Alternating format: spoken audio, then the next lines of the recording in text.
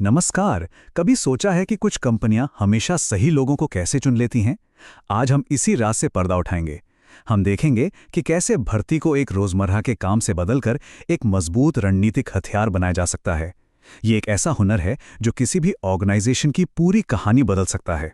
तो वो क्या खास बात है जो हर बार सही हायरिंग पक्की करती है? पहली नज़र में शायद लगे कि सारा खेल स्किल्स और एक्सपीरियंस का है, लेकिन असल जवाब सच कहूं तो इससे कहीं ज्यादा गहरा है। आज हम थोड़ा और गहराई में उतरेंगे और उन बुनियादी सिद्धांतों को समझेंगे जो वाकई में मायने रखते हैं। तो आज हम क्या-क्या देखने वाले हैं? हमारा सफर 5 हिस्सों में बटा होगा। पहले हम समझेंगे कि वैल्यूज इतने जरूरी क्यों हैं, फिर उन्हें तय करने का तरीका सीखेंगे। इसके बाद हम देखेंगे कि कैंडिडेट्स को कैसे परखना है, इन वैल्यूज को हायरिंग प्रोसेस में कैसे शामिल करना है, और आखिर में ये कैसे पक्का करना है कि ये आपके कंपनी कल्चर का हिस्सा बनकर रहें। तो चलिए शुरू करते हैं। तो हमारा पहला पड़ाव, भर्ती में वैल्यूज की अहमियत क्या है। इसे ऐसे समझिए, आपके वैल्यूज आपकी कंपनी के लिए एक कंपास की तरह हैं। जब भी आप किसी मुश्किल फैसले के दौराहे पे खड़े होंगे तो यही कंपास आपको सही रास्ता दिखाएगा। तो जब हम वैल्यूज या मूल्यों की बात करते हैं तो इसका मतलब क्या है? देखिए, ये सिर्फ दीवार पर लिखे कुछ अच्छे अच्छे शब्द नहीं हैं। ये वो बुनियादी सिद्धांत हैं जो आपके संगठन का डीएनए बनाते हैं। यही आपके हर फैसले को शक्ल देते हैं। आप किसे नौकरी पर रखते हैं, आप परफॉर्मेंस को कैसे आंकते हैं, और आप ये कैसे पक्का करते हैं कि हर कोई एक ही मंजिल की तरफ बढ़ रहा है। ठीक है, ये तो समझ आ गया कि वैल्यूज जरूरी हैं, पर इन्हें ये तय कैसे करें, मतलब कहां से शुरू करें। इस अगले हिस्से में हम बिल्कुल यही करने वाले हैं। हम सीखेंगे कि कैसे बड़े बड़े आइडियाज को ठोस दिखने वाले व्यवहारों में बदला जाए, जिन्हें आप अपनी हायरिंग प्रोसेस में सचमुच इस्तेमाल कर सकें। अब ये स्लाइड सच कहूं तो इस पूरे प्रोसेस का दिल है।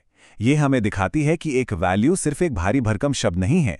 इसे काम का बनाने के लिए हमें इसे 3 हिस्सों में तोड़ना होगा। वैल्यू का नाम, उसका सीधा साधा मतलब, और सबसे जरूरी वो कौन से काम हैं, कौन से व्यवहार हैं जो दिखाते हैं कि कोई इस वैल्यू को जी रहा है। यहीं पर हम अंदाजे लगाना बंद करते हैं और साफ साफ देखना शुरू करते हैं। चलिए इसे कुछ असली उदाहरणों से समझते हैं। जैसे ईमानदारी। ये सिर्फ एक अच्छा विचार नहीं है, इसका मतलब है हमेशा सही काम करना, तब भी जब कोई देख ना रहा हो। या फिर नवाचार को देखिए, ये सिर्फ क्रिएटिव होने के बारे में नहीं है, ये लगातार मुश्किलों को सुलझाने के बेहतर तरीके खोजने के बारे में है। ये एक्शंस हैं जो कल्चर बनाते हैं, सिर्फ शब्द नहीं। ठीक है, हमने अपने वैल्यूज तय कर लिए। अब इनका इस्तेमाल कैसे करना है? अगला कदम है कैंडिडेट्स को परखना। यहीं पर थियरी खत्म होती है और प्रैक्टिकल काम शुरू होता है, जहां हम ये पता लगाते हैं कि कौन सा कैंडिडेट सिर्फ कागज पर नहीं बल्कि असल में आपके कल्चर के लिए सही है। ये स्लाइड मुझे खास तौर पर पसंद है क्योंकि ये तस्वीर को बिल्कुल साफ कर देती है।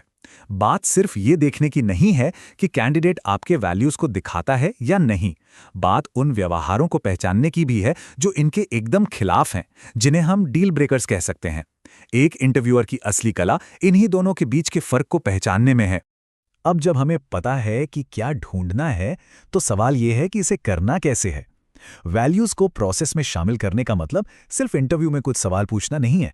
इसका मतलब है पहले कॉन्टैक्ट से लेकर आखिरी ऑफर तक हायरिंग के हर एक स्टेप में इन्हें बुनना। इसे असल में 3 आसान स्टेप्स में बांटा जा सकता है। सबसे पहले जॉब डिस्क्रिप्शन से ही शुरुआत कीजिए। अपने वैल्यूज को सीधे वहीं डालिए। फिर ऐसे इंटरव्यू सवाल बनाइए जो खास तौर पर इन वैल्यूज को परखें। और आखिर में जब कोई हायर हो जाए तो पहले दिन से ही ऑनबोर्डिंग में इन वैल्यूज को मजबूत करें। और हाँ, ये याद रखना बहुत जरूरी है कि काम सिर्फ ऑफर लेटर साइन होने पर खत्म नहीं होता। सच तो ये है कि असली काम तो वहीं से शुरू होता है। असली चुनौती इन वैल्यूज को आपके संगठन की रोजमर्रा की जिंदगी में जिंदा और मजबूत बनाए रखने की है। और इसके लिए लगातार कोशिश, जवाबदेही और मजबूती की जरूरत होती है। इसे हासिल करने के 3 मजबूत स्तंभ हैं। पहला, लीडरशिप। लीडर्स को हर दिन इन वैल्यूज को जीना होगा, वही तो मिसाल कायम करते हैं। दूसरा, पहचान देना। उन व्यवहारों को सबके सामने पहचाने और इनाम दें जो आपके वैल्यूज को दर्शाते हैं, क्योंकि जिसे इनाम मिलता है वही दोहराया जाता है। और आखिर में समीक्षा। दुनिया बदलती है तो हो सकता है आपके वैल्यूज में भी बदलाव की जरूरत हो। समय समय पर उन्हें देखें ताकि वो हमेशा काम के और असरदार बने रहें। तो मैं बस इस एक सवाल के साथ इस चर्चा को समाप्त करना चाहूंगा जरा सोचिए, क्या आपकी भर्ती का तरीका वाकई उन लोगों को आकर्षित कर रहा है जो आपके संगठन के मूल सिद्धांतों को जीते हैं? इस सवाल का जो ईमानदार जवाब होगा, वही आपकी भर्ती की असली कामयाबी का पैमाना है।